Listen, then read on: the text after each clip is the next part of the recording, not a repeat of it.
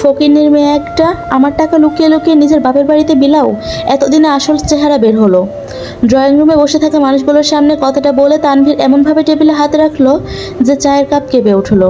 আমি স্থির হয়ে দাঁড়িয়েছিলাম, হাতে তখনও রান্নাঘরের অ্যাপ্রন।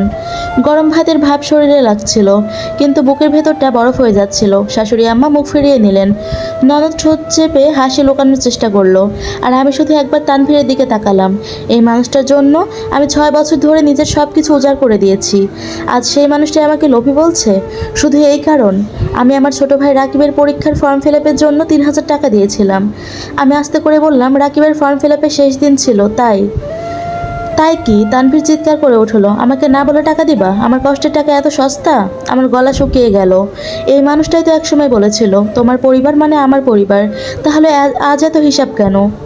সেদিন দুপুর থেকেই বাসায় অতিথি ছিল। তানভীরের অফিসের এক কলিগ আর তার স্ত্রী এসেছে। আমি সকাল থেকে রান্নাঘরে দাঁড়িয়ে 5 রকম রান্না করেছি, মাথা ধরেছিল, তবুও হাসি মুখে সবার সামনে চা নাস্তা দিয়েছি। সব ঠিকই ছিল, কিন্তু বিকেলে তানভীর হঠাৎ তার ওয়ালেট থেকে টাকা কম দেখে আমাকে জিজ্ঞেস করলো, তুমি কি টাকা নিয়েছো? আমি তখন সত্যি কথাই বলেছিলাম, কারণ আমার মনে হয়নি এটা কোনো অপরাধ। হ্যাঁ, রাকিবের ফর্ম ফিল আপের জন্য 3000 টাকা পাঠিয়েছি। আর তারপরে যেন পুরো পৃথিবী বদলে গেল। তানভীর এমনভাবে আমার দিকে তাকালো যেন আমি বড় কোনো অপরাধ করেছি। বাহ, খুব ভালো। এখন আমার অনুমতি ছাড়া টাকা ওড়ানো শুরু করছো? আমি শান্তভাবে বলেছিলাম, ওর পরীক্ষার সামনে, আব্বুর অবস্থা তো জানো। কিন্তু সে শুনতেই চাইলো না, বরং সবার সামনে একের পর এক অপমান করতে লাগলো। এই জন্যই গরিব ঘরের মেয়েদের বেশি মাথায় তুলতে নেয়। কথাটা শুনে মনে হলো কেউ আমার বুকের ভেতর ছুরি বসিয়ে দিল, কারণ আমি জানি আমি গরিব ঘরের মেয়ে। কেউ তখনও সেটা নিয়ে লজ্জা পায়নি, কারণ তানভীরও কখনো আমাকে সেটা অনুভব করতে দেয়নি। ভুল ভেবেছিলাম। রাতে সবাই চলে যাওয়ার পর আমি চুপচাপ বারান্দায় বসেছিলাম। আকাশে মেঘ ছিল, দূরে কোথাও বৃষ্টি হচ্ছিল হয়তো। তানভীর রুমে ঢুকে দরজা বন্ধ করে দিয়েছে। একবারও জিজ্ঞেস করলো না আমি খেয়েছি কিনা। আমি চোখ দিয়ে শুধু পানি মুছছিলাম।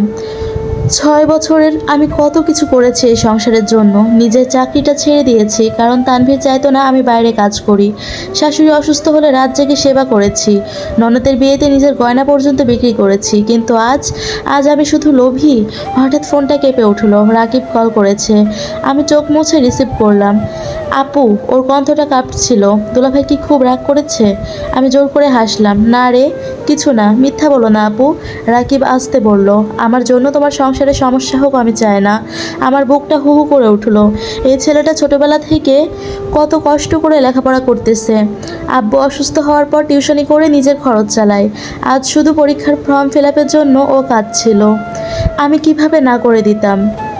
রাকিব হঠাৎ বলল, আপু তুমি ঠিক আছো তো? প্রশ্নটা শুনে কিছুক্ষণ চুপ হয়ে রইলাম।